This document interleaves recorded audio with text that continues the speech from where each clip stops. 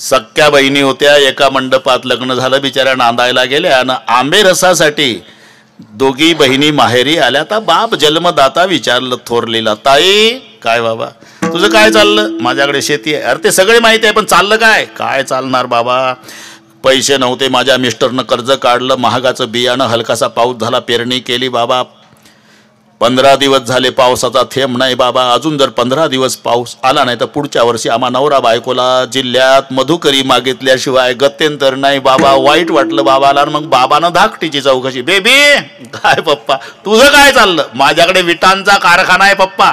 मग 7.5 लाखाचा फायदा झाला यंदा विटामध्ये. बरं मग पण ते 7 जून होऊन गेली ना. मी माझ्या मिस्टरांना म्हटलं की आता कधी पाऊस येईल याचा नियम नाही, नका लावू भट्टी, पण ते मोठं हट्टी, पुन्हा लावली भट्टी. मग अजून जर 15 दिवस पाऊस नाही आला पप्पा तर पुन्हा 7.5 लाखाचा फायदा. अजयराव आता काय करावं देवानं? पाऊस पाडावा विटाचं वाटोळ, न पाडावा शेतीचं वाटोळ. काहीला सुख आणि काहीला दुःख, हे दोन्ही जिथं मिळतं विठ्ठलराव ते देवाचं दुकान आहे. केवळ दुःख मिळतं हे जीवाचं दुकान आहे, पण केवळ सुख मिळतं. सुख एक हेची ठाई सुख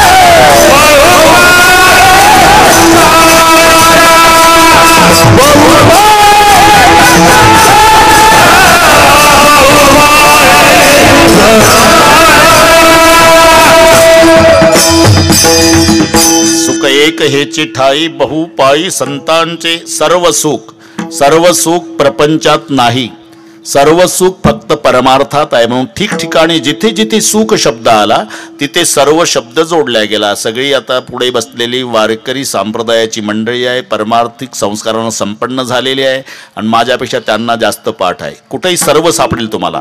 तुका म्हणे माझे याची सर्व सुख पाहिन श्रीमुख आवडीने. तुका म्हणे काही न मागो अनेक, तुझे पायी सुख सर्व आहे.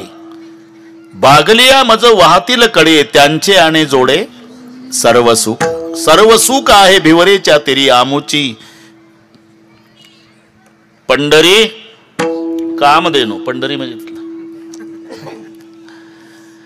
बस सर्व सुख. सर्व कशाला? असत तस्य सतशैव सर्वस्य प्रभवापयत सर्वस्य सर्वदा ज्ञानात सर्वम येनम प्रचक्षते. त्याला म्हणतात सर्व. म्हणून प्रपंचातल्या सुखात आणि पारमार्थिक क्षेत्रातल्या सुखात हा फरक आहे बापू. ते उतरतं, प्रपंचातलं सुख टिकत नाही, कमी कमी होत जातं, कमी कमी. तारुण्यामध्ये पती पत्नी जेवढ्या प्रेमानं एकमेकाकडे पाहतात तेवढ्या प्रेमानं म्हातारपणात पाहत नसतात. पहिली गोष्ट पाहतच नसतात. चुकून जर एखाद्या दिवशी एकमेकाकडे पाहिलं तर असे पाहतात दोघाचं 7 जन्माचं वैर. म्हातारीचे लाल डोळे, म्हाताऱ्याचे लाल डोळे, दोघाच्या मध्ये थांबलं तर मधलं पेटल. एवढी राग. एका बांधावर गवत कापतात दिवसभर तरी बोलत नाही, इतकं बिघडतं बापू. त्याच्यात वाटप झाल्यावर तर फजितीला वाढ नाही. वाटप होतो मायबापाचा, बहुतेक बाप थोरल्याकडेच जातो का असं होतं कोणा, आणि माय धाकट्याकडे. यांना काही अजयराव स्पेशल खोल्या असतात का? पडवीत बाहेरच्या. इकडे बापाची कॉट, तिकडे मायची कॉट. जन्मभर म्हातारी बापाच्या आधी जेवली नसते बापू, पण उसाची लागण असते, धाकट्या सुनेचा स्वयंपाक उरकलेला असते, तिला मजूर घेऊन जायचं असते. म्हणून ती म्हणते सासूबाई मी दिवसभर घरी नाही, जेवून घ्या, आता जेवून घ्या, मला मजूर न्यायचा आहे. झालं. ताट वाटी तांब्या भांड ते आणलं, म्हातारीच्या पुढे ठेवल्याबरोबर म्हाताऱ्यालाही भूक लागलेली असते, पण त्याच्या सुनेचं व्हायचंच असते. म्हातारी जन्मभर म्हाताऱ्याच्या आधी जेवली नसते, पण तिचं भांडण ताट न वाटीन सगळं पाहिलं की म्हातारं या कोपऱ्यातून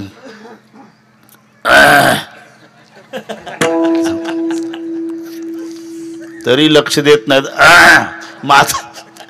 म्हातारी म्हणती खकार नाही तर तोंडानं माग, तुला भेटत. इतकं बिघडत रे बाबा. लग्न झालं म्हणजे 2 वर्ष पती बोलतो आणि पत्नी ऐकते. नंतरचे 2 वर्ष पत्नी बोलती, नंतर पती ऐकतो. तिथून पुढचे सगळे वर्ष दोघही बोलतात, पूर्ण गाव ऐकतं. इतकं बिघडत बिघडत जातं ते प्रपंचातलं सुख. याच्या उलट परमार्थात आहे. आपण एक लक्षात घ्या, सिनेमाचं किती चांगलं गाणं निघू द्या, किती चांगलं, वर्षात 6 महिन्यात त्याचा कंटाळा येतो आहे ना.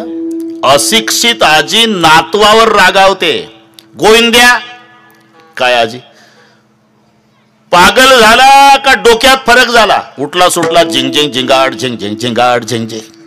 दुसरं म्हणणं, कंटाळले ना लोक.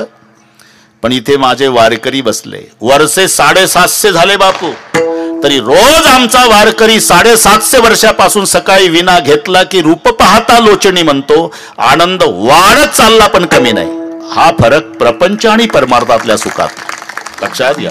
नाही तर किती दिग्गज गायक झाले अजयराव जगाच्या पाठीवर, पण भारतातले 2 गायक अमर झाले चंद्र सूर्य असेपर्यंत, भीमसेनजी जोशी, लता दीदी मंगेशकर. काय कारण? त्याचं उत्तर शोधा. त्यांचा कंठ अभंग गायल्यानं पवित्र झाला म्हणून अमर. बाकीच्यांनी गाणे म्हटले पंढरी भाऊ, रूप तेरा मस्ताना, प्यार मेरा दीवाना. अरे हे शब्द यांनी सुद्धा वापरले, पण संताच्या भाषेतले. रूपे गुंतले लोचन चरणी, स्थिरावले मन देह, भाव हारपला तुझ पाहता विठ्ठला, म्हणून अमर झाले विठ्ठल विठ्ठल.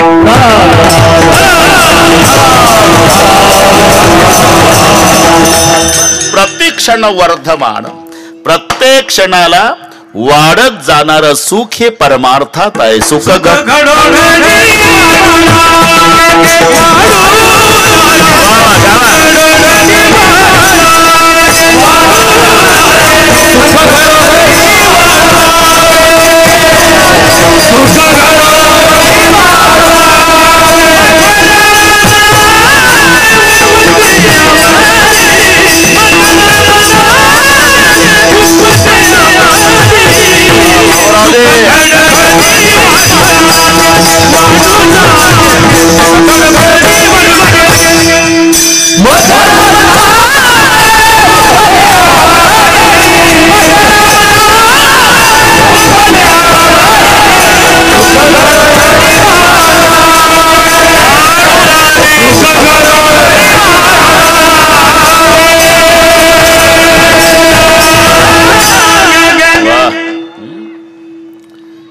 उपजे आवडी सुख घडोघडी वाढू लागे. योग्यांचा व्यवहार दुःखाचा आहे, लाभ सुखाचा आहे.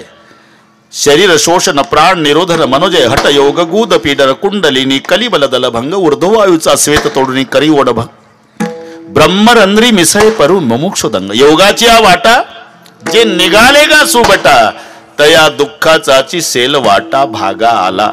योग्यांचा व्यवहार दुःखाचा आहे, पण लाभ सुखाचा आहे. त्यांना समाधीसारखं सुख प्राप्त होतं. आमचे संत सांगतात, एवढा आटापिटा करून योग्याला जे समाधीसारखं सुख प्राप्त होतं ते वारकऱ्याला भजनानं मिळतं. सुख सेव ब्रह्मानंद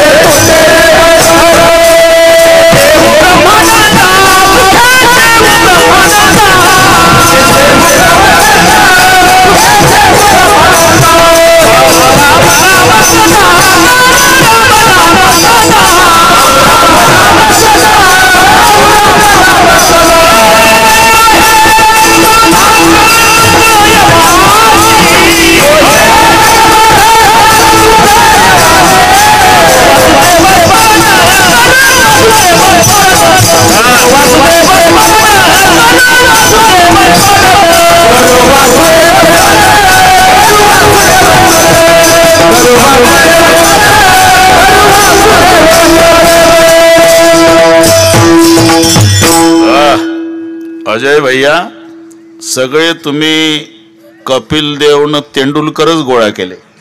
हे आमच्या परमार्थातले तेंडुलकर आहे, कपिल देव आहे, सगळे षटकार चालू आहे, तरी 9ला संपवणार आहे. अजिबात सुखे सेवू ब्रह्मानंदा गाऊ राम नाम सदा. योग्यांचा व्यवहार दुःखाचा आहे, पण समाधीसारखं सुख मिळतं म्हणून लाभ सुखाचा आहे.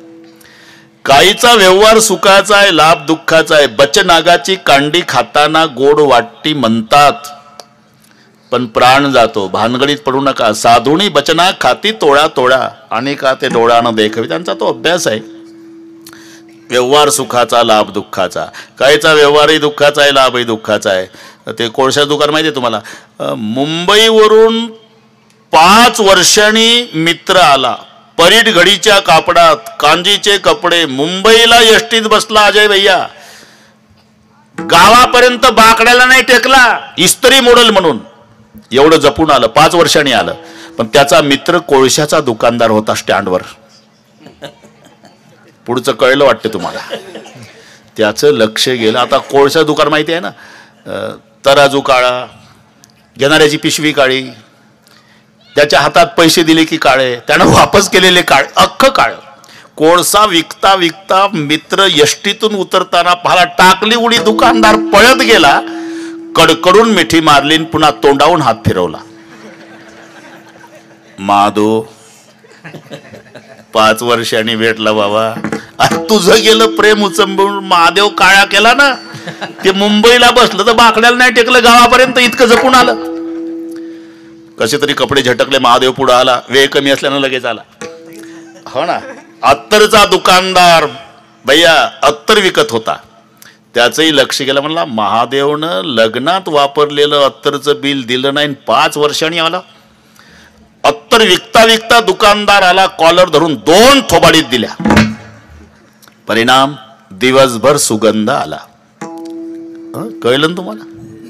कोळशावाल्यानं तोंडावून हात फिरवला तरी तोंड काळं झालं, त्यानं थोबाडीत मारली तर दिवसभर सुगंध आला. तसं इथे किती प्रेमानं हात फिरवू द्या, तोंड काळं. साधू संतानं थोबाडीत मारू द्या, जीवनभर कीर्तीचा सुगंध. दुर्जन की करुणाबुरी, भला सज्जन का त्रास, सूरज जब गर्मी करे तो बरसण की आस. लक्षात ठेवा. म्हणून काहीचा व्यवहारही दुःखाचा, पण संताचा व्यवहार सुखाचा आणि लाभही सुखाचा. सुखाचे व्यवहारही जमला, सुखाचे व्यवहारही सुख लाभ झाला. अहो सुख लाभ झाला म्हणजे नेमकं काय झालं. आनंद कोंदला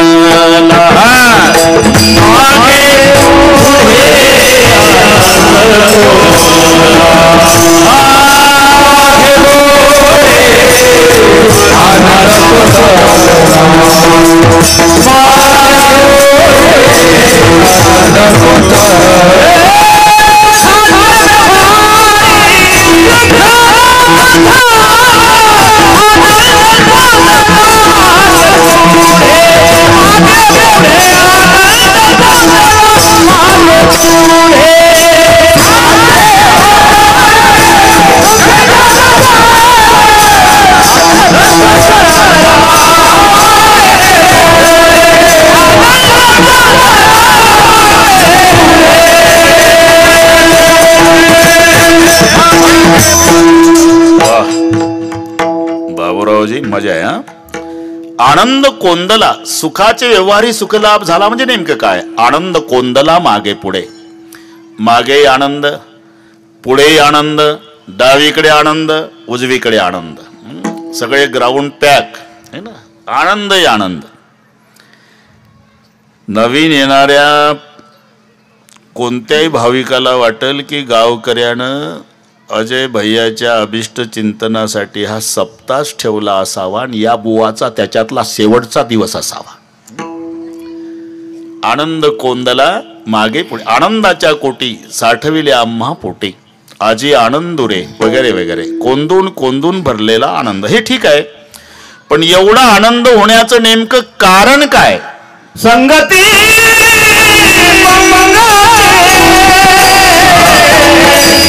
देवा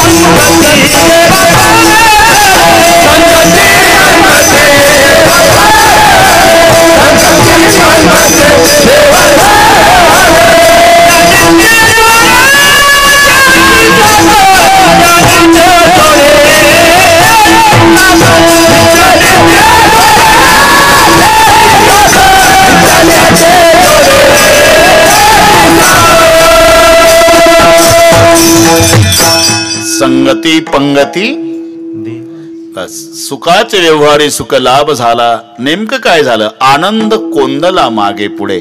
आनंद होण्याचं कारण काय? संगती पंगती देवा सवे घडे. संगतही देवाची, पंक्तीलाही देवाच्या, म्हणून आनंद. कधी संगत चांगली असते विठ्ठलराव, पंगत चांगली नसते बापू. पंगत चांगली असते तर संगत चांगली नसते. कधी संगतही चांगली नसते आणि पंगतही चांगली नसते. पण आनंद झाला संगतही देवाची आणि पंक्तीला देवाच्या. कधी संगतही चांगली नाही, पंगतही चांगली नाही. आषाढ आला म्हणजे कळतं तुम्हाला. आषाढ गटारी अमावशेपर्यंत पत्रकार मंडळी फार हुशार.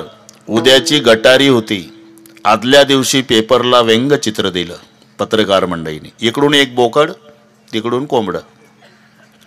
व्यंगचित्र. बोकड कोंबड्याला म्हणतं राम राम राम राम. आता पुन्हा भेट. उद्या वाचलो तर परवा भेट, नाही तर काही खरं नाही. गटारी आहे उद्या. संगतही चांगली नाही, पंगतही चांगली नाही. कधी पंगत चांगली असते तर संगत चांगली नाही. शेजारचं थोडा वेळ त्याच्या अंगावर कलंट, थोडा वेळ याच्या अंगावर. पंगत चांगली आहे, संगत चांगली नाही. कधी संगत चांगली आहे तर पंगत चांगली नाही. पण इथे संगतही देवाची, पंक्तीलाही देवाच्या. जेवणाचा आनंद कधी आहे विठ्ठलराव?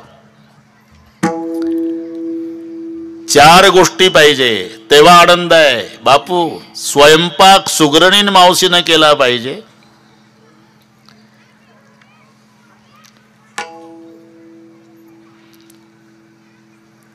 जेवणार चवी चवीनं जेवलं पाहिजे.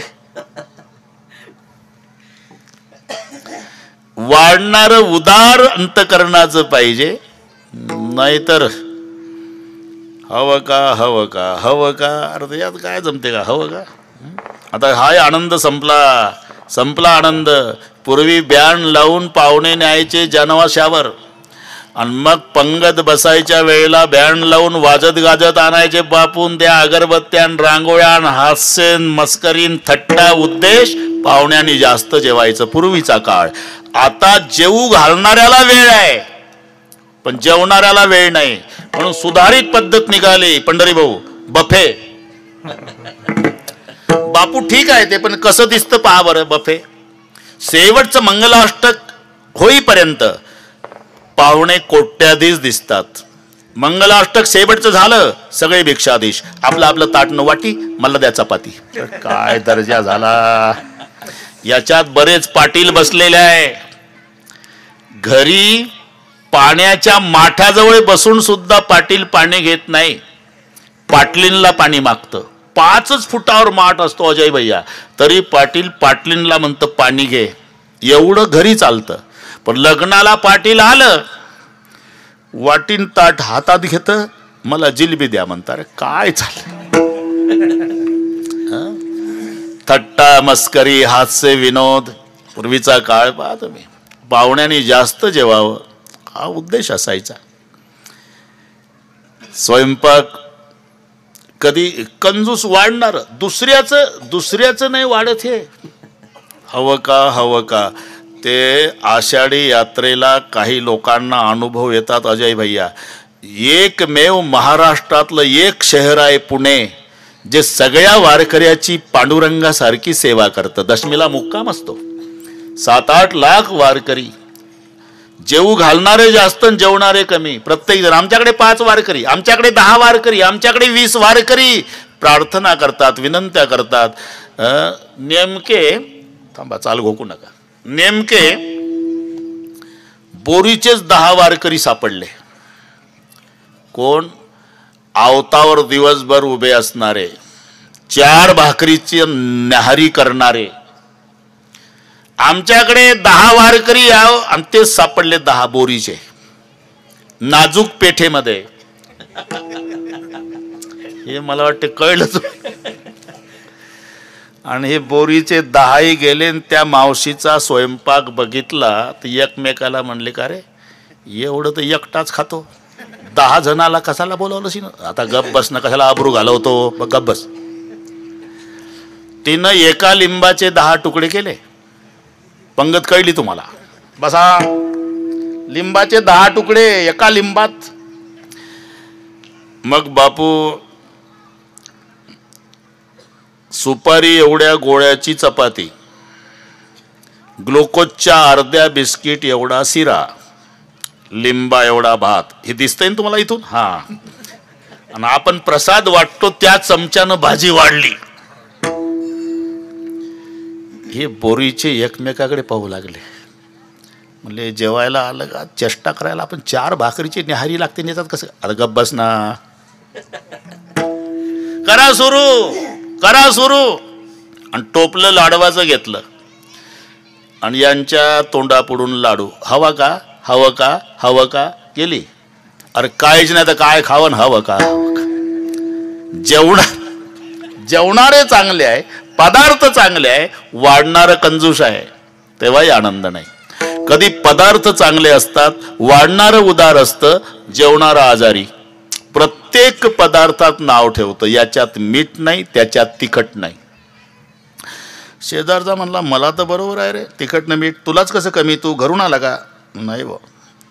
कारण ते 2 म्हातारे भात शिजवला, 3 दगडाची चूल मांडली, धर्मशाळेत रात्र काढायची बापू. 3 दगडाची चूल मांडली, भात तयार झाला, अर्धा वाटून घेतला दोघांना ताटामध्ये, रात्र काढायची आहे. चल के कर सुरू. लाईट गेली, जाऊ दे म्हणला, काय घास कानात जातो का रे, सुरू कर.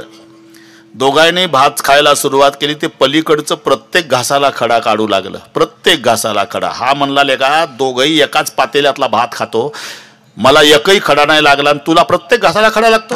त्यालाही शंका आली. त्यानं मोबाईलचा लाईट याच्या तोंडावर मारला बापू. त्याला एकही दात नाही. तो म्हणला खडा काय लेका, तुला दगड नाही लागायचा, खडा लागायला दात पाहिजे. हा म्हणला याच्यात मीठ नाही, याच्यात तिखट नाही. शेजारचा म्हणला मला तिखट मीठ बरोबर आहे, तुलाच कसं कमी आहे, तू घरून आला का जेवायला? नाही हो. मग 1 महिना दवाखान्यात ऍडमिट होतो म्हणला. मग डॉक्टरनं सुटी दिल्या पहिलं इथं जेवायला आलो. अरे म्हणूनच पदार्थाचा दोष नाही, वाढणाऱ्याचा दोष नाही. तोंडासी कारण चवी नाही,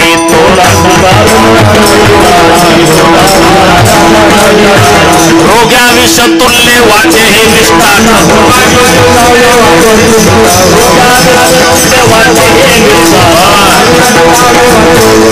तोंडासी कारण चवी नाही.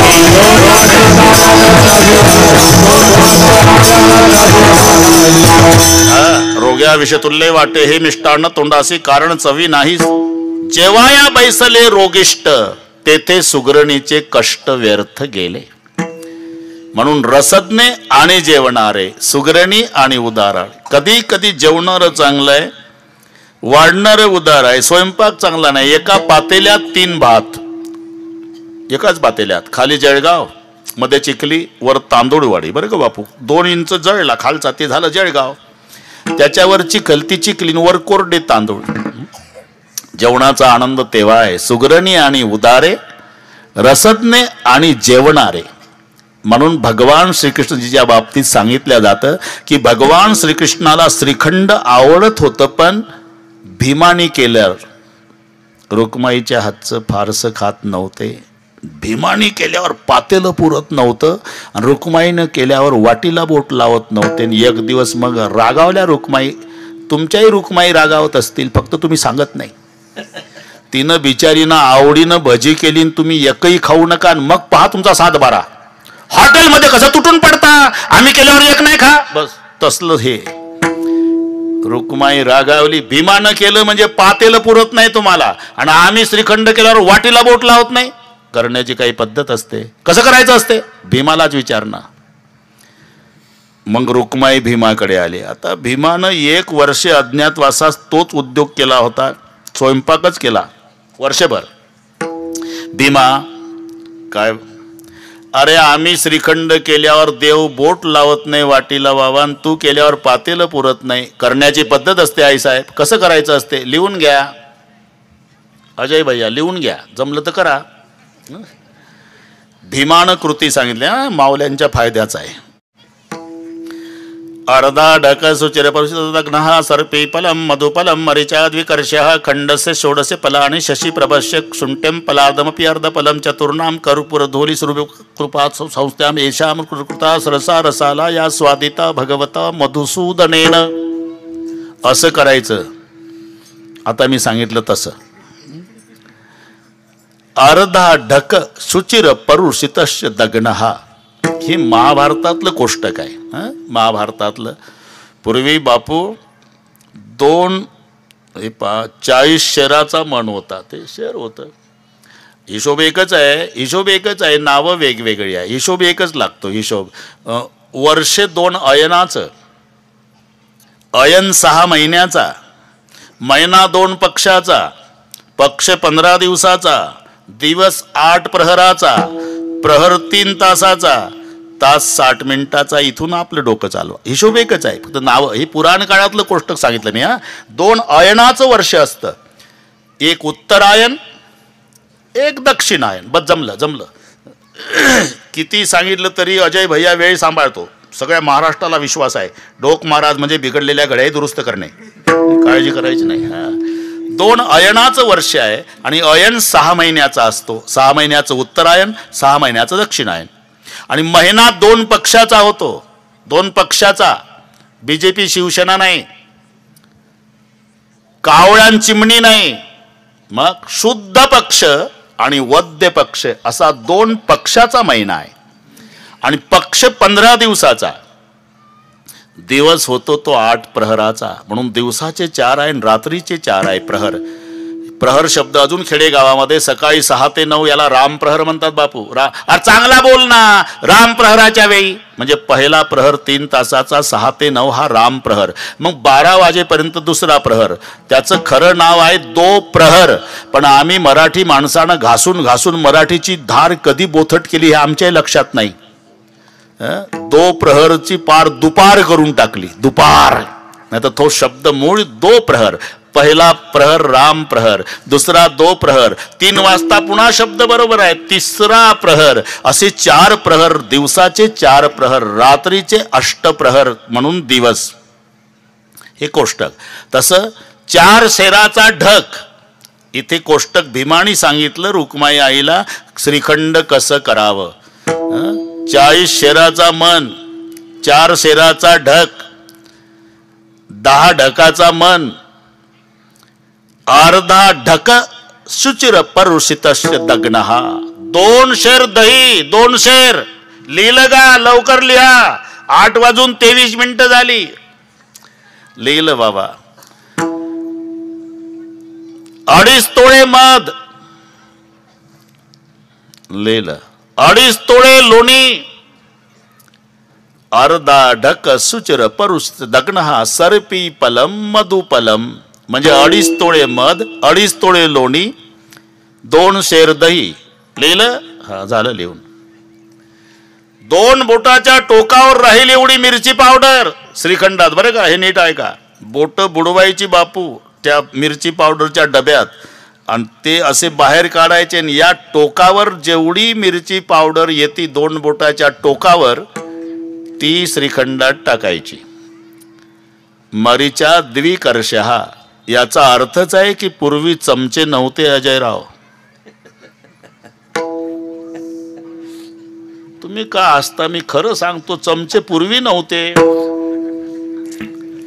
हा ना. चमचे आता सुरू झाले. पूर्वीचे माणसं हाताने जेवायचे बापू. आता आंघोळ झाली कांदा पोहे आले की पोह्याच्या बसीत चमचा येतो. मी म्हणतो पोह्याच्या आणि याच्यामध्ये घुसायचं कामच काय चमच्याचं? त्यालाच म्हणतात चमचा. जो 2च्या मध्ये घुसतो का नाही. नाही तर तोंडाचं काम तोंड करतं, हाताचं काम हात करतं, मध्ये लुडबुडतं, त्याला चमचा म्हणतात.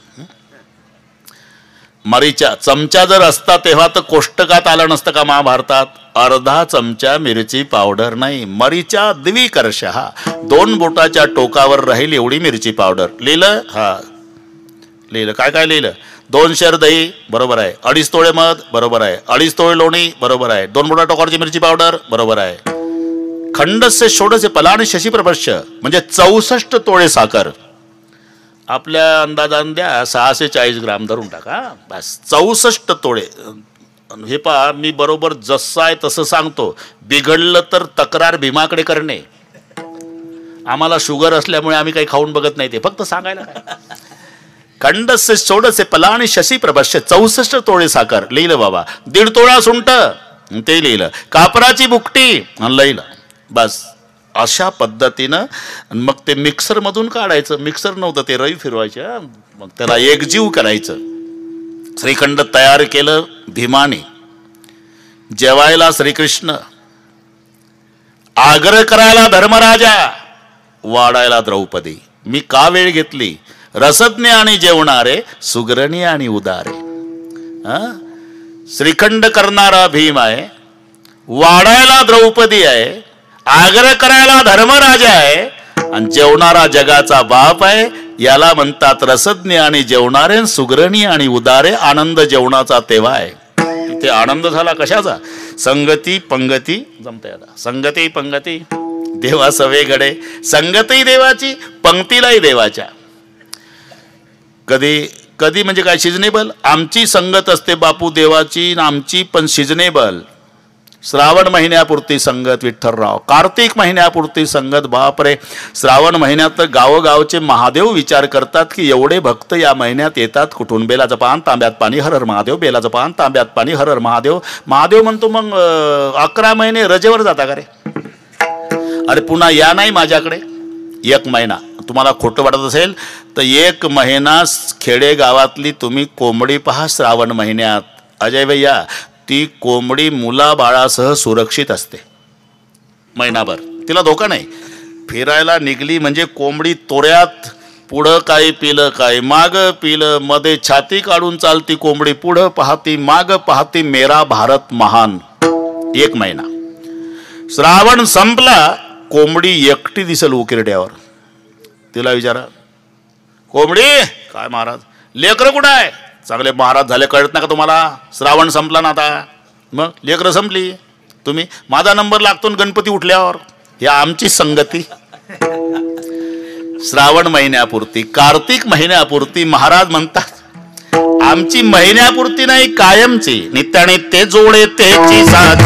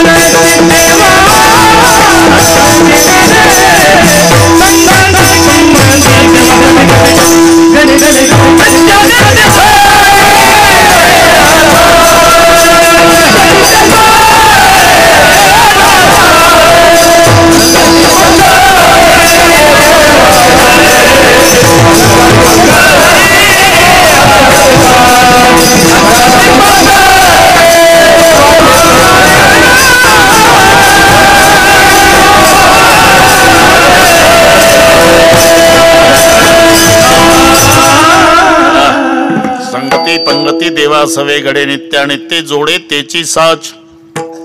इथपर्यंत आलो आपण. अजून अर्धा तास आहे अजय भैया. आनंद आहे. बापू तुम्ही एकटे झाले का आज? ठीक आहे. त्या दिवशी दोघंही होते. यांना माहिती नसेल ना आपले संबंध. लांबून लागतात पाहुणे. जोपर्यंत हे माहिती नव्हतं तोपर्यंत मला प्रत्येक समाज आपला आपला वेल्डिंग करायचा.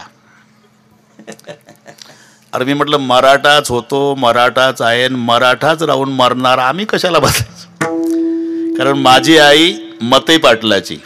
बापूच्या वाड्यात 2-2, 3-3 दिवस. पण ते नागपूरचे मते पाटील. तिचे वडील मालगुजार. बापूला माहिती आहे. सगळ्यात जास्त पाहुणे माझे चौधरी आहे. बापू प्रत्येक लग्नात आहे आमच्या नातीच्या याच्या. सगळे चौधरी. 200 एकर 300 एकर हे सगळे चौधरी आमचे विदर्भातले पाहुणे, म्हणून चौधरी नाव आलं की असं वाटतं पाहुण्याकडेच जायचं आपल्याला.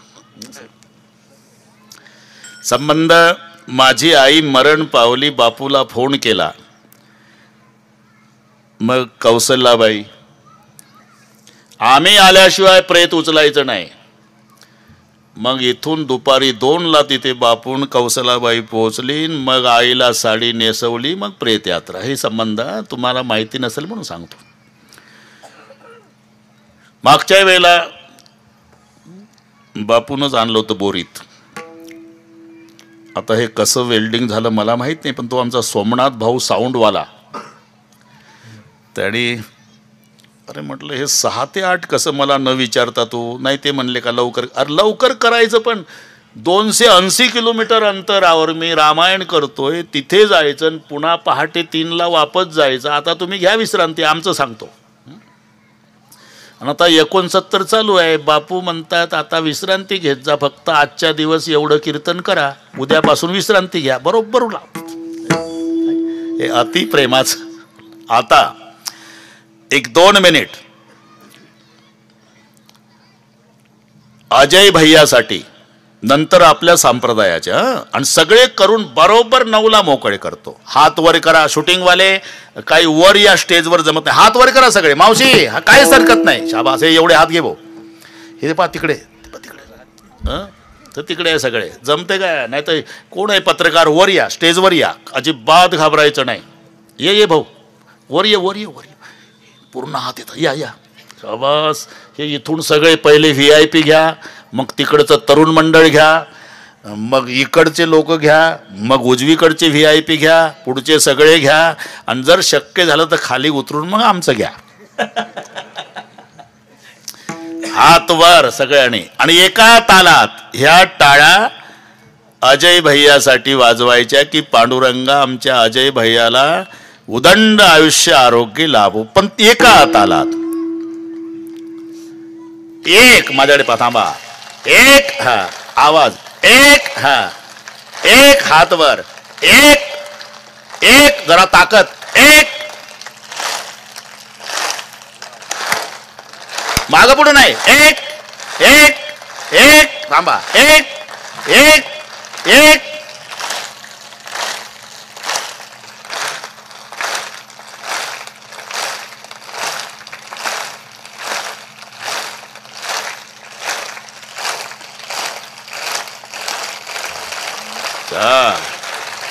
आता आपल्या संप्रदायाच्या, तुमच्यासाठी वाजवल्या आम्ही, आता आपला आपला. हा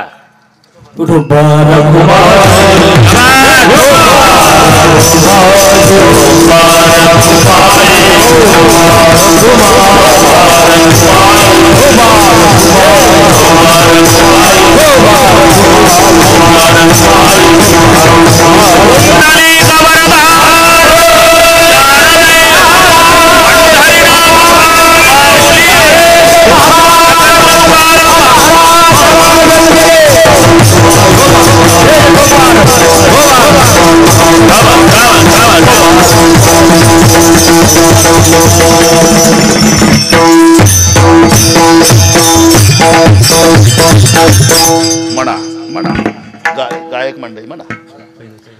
सुखाचे व्यवहारी सुख लाभ झाला. जोडीदार कोण आहे?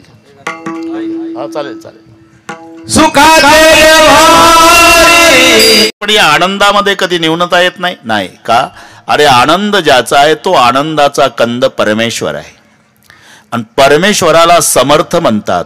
आणि समर्थाची व्याख्या आहे कधीही कोणत्याही गोष्टीची केव्हाही जिथे उणीव नाही त्याला म्हणतात समर्थ. समर्थाचे घरी सकळ संपदा, समर्थाचे घरी सकळ संपदा, समर्थाचे घरी सकळ संपदा, समर्थाचे घरी सकळ संपदा, समर्थाचे घरी सकळ संपदा, समर्थाचे घरी सकळ संपदा.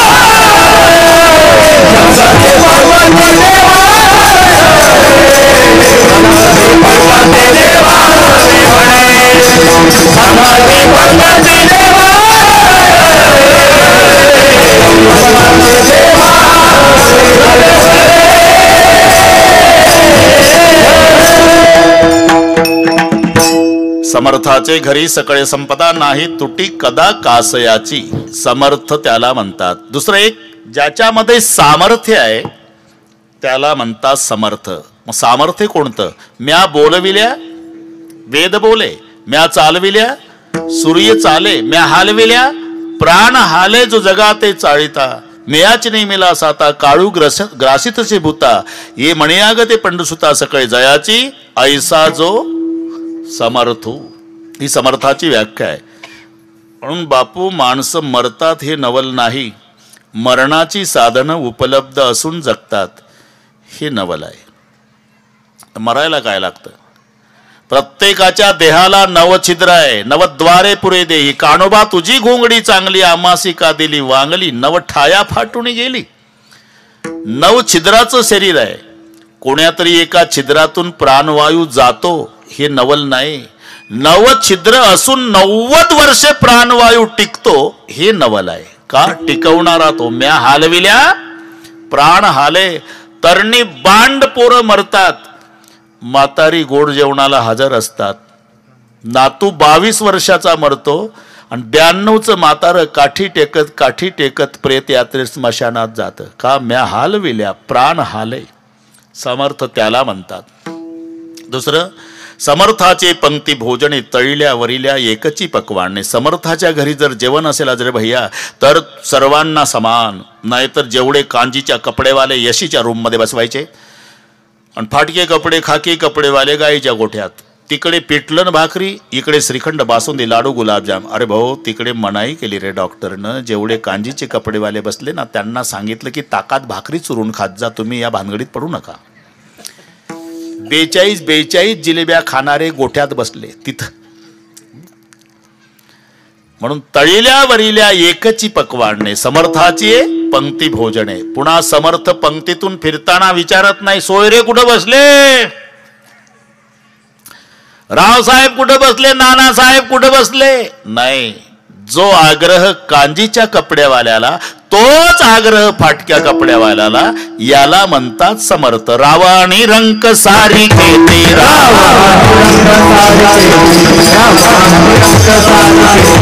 मन सोयरा सुहृदावश्यक,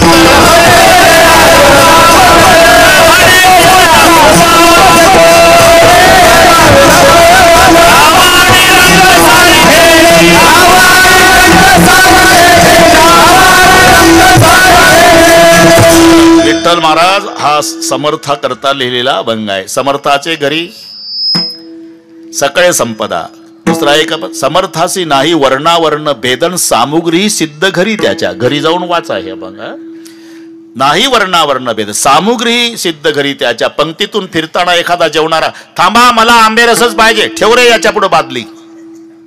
त्याच्या पुढचं श्रीखंड पाहिजे, ठेव पातेलं. त्याच्या पुढचं जिलेबी पाहिजे, ठेव टोपलं. जेवणार जे जे मागतं ते त्याला पोटभर वाढतं, त्याला म्हणतात समर्थ.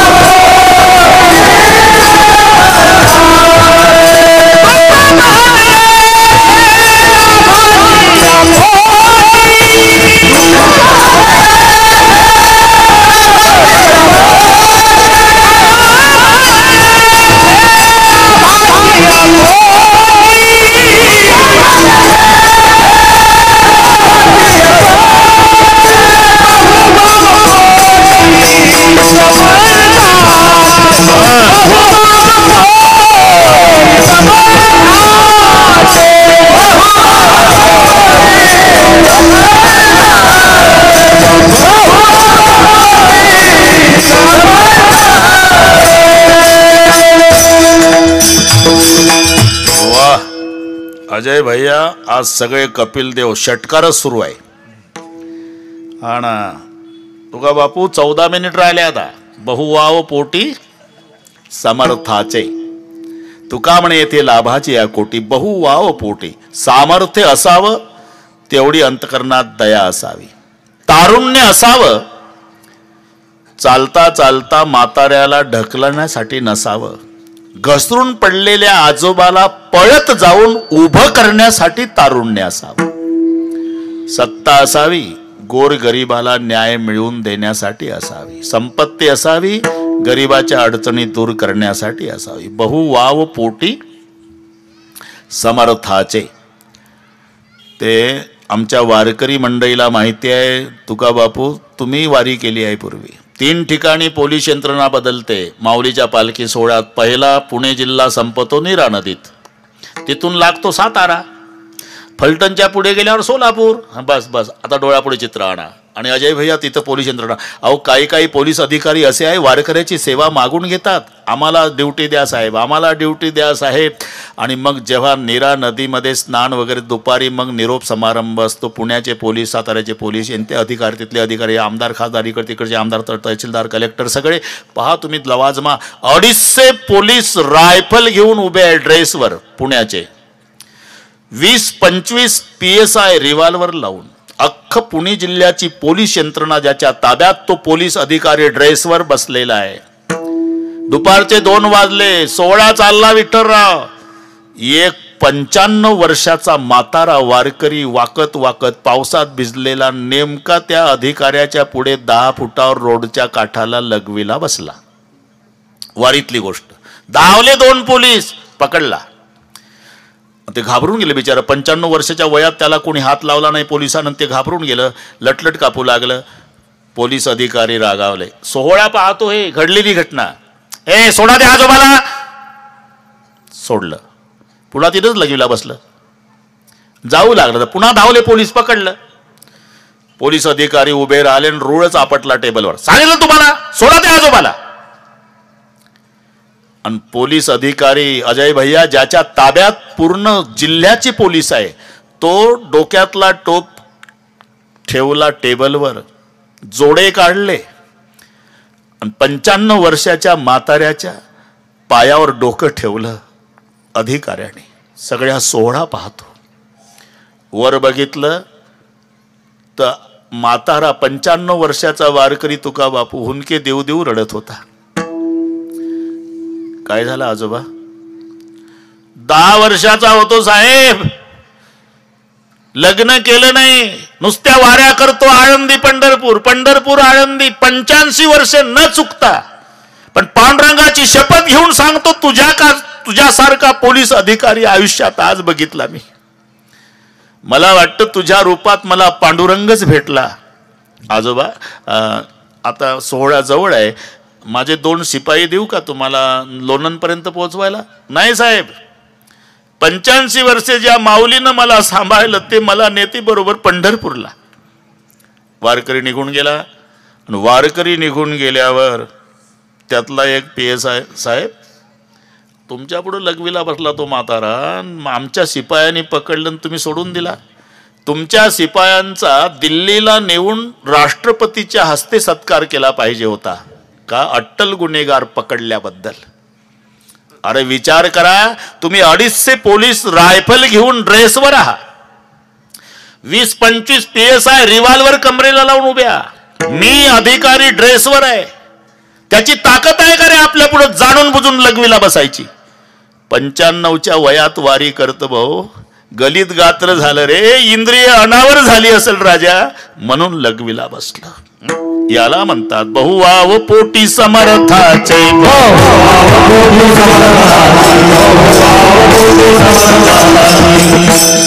सामर्थ्य असावं तेवढी अंतकरणात दया असावी. बहुवाव पोटी समर्थाचे. अजून 2-3 मिनिट घेतो. वो राजर्षि का जमाना था अजय भैया. राजा लवाजम्यानिशी निघाला. भगवान महादेवाच्या मंदिरामध्ये बापू प्रवचन चालू होतं. दर्शनाला राजा आला. राजा चाले तेथे वैभव सांगाते. महादेवाचं दर्शन घेतलं, प्रवचन चालू होतं म्हणून खांबाला टेकून मंदिरामध्ये राजा प्रवचन ऐकत बसला. 15 मिनिट झाले असेल, एका खिडकीतून दगड आला 100 ग्रामचा. ते टोपीवाले काय पाहतात, माझ्याकडे पाहा ना, तिकडे काय पाहता, तुम्हालाच म्हणतो मी. असं माझ्याकडे पाहिलं की मजा वाटते, मला वाटतं तिकडे काय पाहता. राजा मुकुट खाली ठेवून श्रवण करीत होता.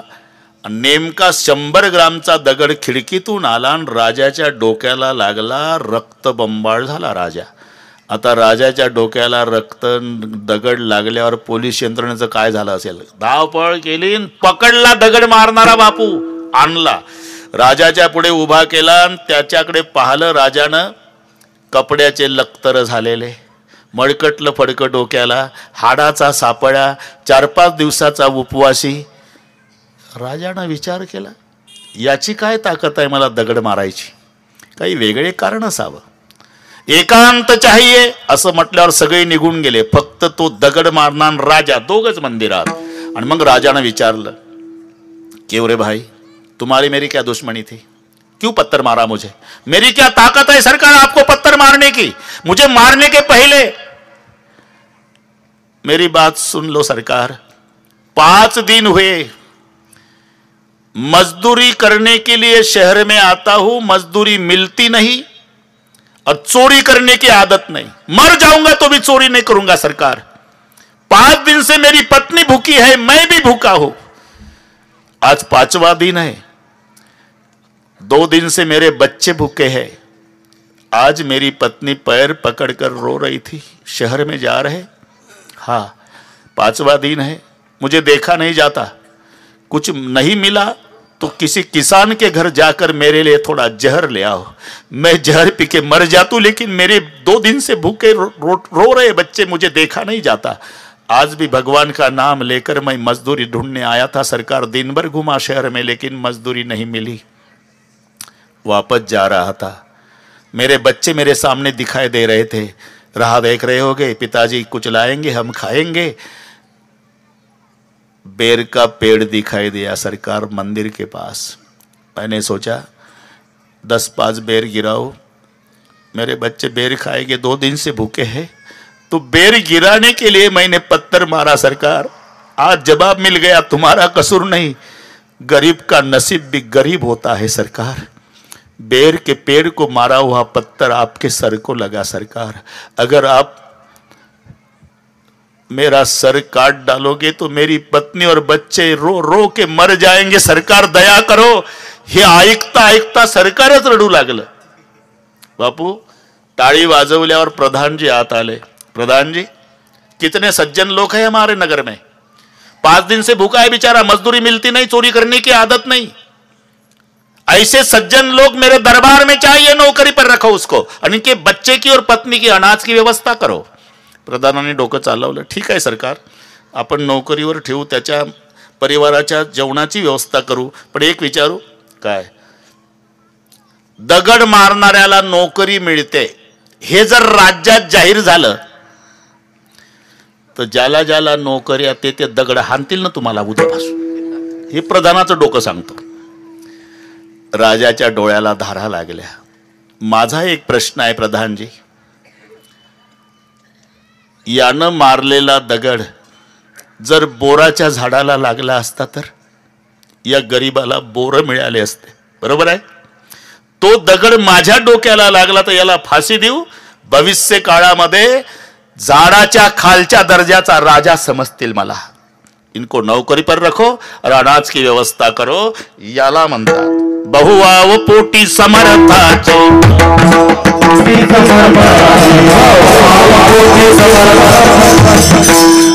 तुका म्हणे येथे लाभाचे कोटी, बहुवाव पोटी समर्थाचे. एकाच वाक्यात सांगतो, जहर पिलाने वाली पुतना और गाली देने वाला शिशुपाल, उसको जो मोक्ष दे सकता है फिर भजन करता है उसका क्या होगा. तुका म्हणे येथे लाभाची या कोटी, बहुवा पोटी समर्थाचे. आता एक 2-3 मिनिट यासाठी घेतो. आम्हाला जेवण करायचं आहे, पुन्हा 280 किलोमीटर वापस जायचं आहे. तुम्ही लगेच विश्रांती घेणार आहे, पुन्हा 3 तास कथा करायची आहे, पुन्हा रात्रीचे कीर्तन आहे. बापू अजून मला वैतागले नाही लोक, वन्स मोरच चालू आहे. तुम्ही आता संभाजीनगरला आले, केवढा समाज, 4-5 एकर जागा पॅक, मी यायच्या आधीच पॅक व्हायची. विश्वास बसणार नाही, गंगा मसल्याची कथा 2 ते 5 होती पाथरीजवळ, 7:30 ते 10:30 औरंगाबादची होती, रोजचं सांगतो. आणि सकाळची कीर्तनं होती, तरी कुठला मिनिट चुकला नाही. आज 4 मिनिट उशिरा आलो तुमच्याकडे, 7:04 स्टेजवर आहे, म्हणजे 9:04 मोकळे करतो. तुम्ही अजिबात काळजी करू नका. अजय भैयाच्या निमित्ताने बऱ्याच वर्षानंतर पारमार्थिक संस्कारानं संपन्न झालेली ही सगळी पारमार्थिक मंडळी तुम्हा सर्वांचं दर्शन झालं, आनंद वाटला. एवढा प्रवास झाला, एवढा थकवा, पण तुमचा उत्साह पाहून भाग गेला, सेन गेला, अवघा झाला आनंद. आता इथे तरुण मंडळी अधिक आहे, ते पहा उभे आहे, त्या सगळ्या तरुणांना प्रार्थना करतो, आज्ञा नाही, प्रार्थना. ज्यांना ज्यांना मायबाप असतील त्याच्यासारखा भाग्यवान तरुण जगात नाही. माय आणि बाप, मी आधी कौतुक अजय भैयाच्या पिताजींचं केलं. माय आणि बाप ह्या घरातल्या पंत्या असतात बापू, पंत्याचा प्रकाश नसतो, पण घराचं मंदिर करायची ताकद पंत्यात असते, लाईट मध्ये नसते, हे लक्षात ठेवा. एकदा पंत्या विझल्या, घराचं घरपण गेलं. मग विठोबा रखमाईची मूर्ती विसर्जन केल्यावर मंदिर उदास दिसतं, तसं मायबाप गेल्यावर घर उदास होऊन जातं, लक्षात ठेवा. म्हणून ज्यांना असेल, तुम्ही मंदिरात दर्शनाला एखाद्या दिवशी नाही गेला तरी चालेल, फक्त सकाळी उठले म्हणजे आपल्या मायबापाच्या पायावर डोकं ठेवून दर्शन घ्या. सकाळी तीर्थाचे धुरे जे का माता पितरे. काय म्हणतात महाराज, तुम्ही सांगताय पण आम्ही रोज मायबापाच्या पायावर डोकं ठेवून दर्शन घेतो, एकही दिवस म्हातारी आशीर्वाद देत नाही. अरे वो पढ़े लिखे नहीं है, आशीर्वाद कैसा देना पड़ता उस बात का पता तुम्हारे माँ बाप को नहीं. लेकिन गलती मत करो, तुम्हारी सेवा खाली नहीं गई. माँ बाप मुंह से आशीर्वाद नहीं देते, उसका हृदय रोता है, और हृदय से रो रो के माँ बाप कहते बेटा कितनी सेवा करता रे, तू जिंदगी भर सुखी रहेगा. लक्षात ठेवा. जर चुकून मायबाप वृद्धाश्रमात नेऊन टाकले असेल चुकून, तर आजचं कीर्तन संपल्यावर घरी जा, आतून कडी लावा आणि पत्नीच्या पाया पडा. एकांतात कोण पाहते तुम्हाला, काही हरकत नाही ना. ती म्हणणार आहे डोकं जाग्यावर नाही का तुमचं, माझ्या पाया पडता. कीर्तन ऐकून आल्यावर डोकंच जाग्यावर आलं म्हणावं आमचं का. माझ्या मायबापाला वृद्धाश्रमातून घरी आणतो म्हणावं, आणा, पण बंगल्यात नाही ठेवणार, गाईच्या गोठ्यात चालेल. कारण मायबापाची इच्छा नाही तुम्ही सेवा करावी. मायबापाची एकच इच्छा आहे, माझा दादा, माझा राजा, माझा लेक दिवसभरात एकदा डोळ्यानं दिसावा. या पलीकडे मायबापाची इच्छा नसते, हा लक्षात ठेवा. आणा, गोठ्यामध्ये फाटकं पोतं द्या, एक गोधडी द्या, जर्मनचे 2 ताटं, प्लास्टिकचे 2 तांबे. स्वयंपाक करू नका, मुलाबाळातून उरलेली एखादी भाकरी बायकोच्या चोरून पॅन्टच्या खिशात घाला. आणि ऑफिसला जाताना मोटरसायकल गोठ्याकडून न्या का. जसे जनावर चाऱ्याची वाट पाहतात मालकाची, तसे मायबाप भूक लागल्यामुळे मोटरसायकलचा आवाज ऐकत बसले असतील. मोटरसायकल उभी करा गोठ्यापुढे, तुमची वेळ वाचत, उतरू नका. खिशातली भाकरी काढा, कुत्र्याला फेकता तशी गोठ्यात भाकरी फेका. बघू नका सेनात पडली का गव्हाणीत, तुमचं काम झालं, जा ऑफिसला. आता माय घुसत येईल, बापू तिला उठवत नाही, ती भाकरी घेईल, लुगड्याच्या पदरानं पुसून काढल. मग मायबापाचा गोठ्यात वाटप होईल. अर्धी भाकरी बापाला ना अर्धी मायला. मुखात नाही दात, चावत नाही भाकरी. अर्ध्या भाकरीचा दोघंही भुगा करतील, पाणी वतील, जरा वेळ राहू देईल. पण एक एक घास खाताना माय बापाकडे पाहून न बाप मायकडे पाहून डबडबल्या डोळ्यानं घासा गणिक अभिमानानं एवढंच म्हणल, भाकर आपल्या दादानं दिली म्हणून, भाकर आपल्या राजानं दिली म्हणून, भाकर आपल्या लेकानं दिली म्हणल. कुत्र किती प्रेमानं सांभाळा, चावल्याशिवाय राहणार नाही, मायबापाला फेकून भाकर वाढा, आशीर्वाद दिल्याशिवाय मरणार नाही. माझ्या शब्दाचा 10 जरी जवानावर परिणाम झाला आणि त्यांनी मरेपर्यंत आपले मायबाप सांभाळले तरी अजय भैयाच्या अभिष्ट चिंतनासाठी आलेल्या कीर्तनाचं सार्थक झालं. आता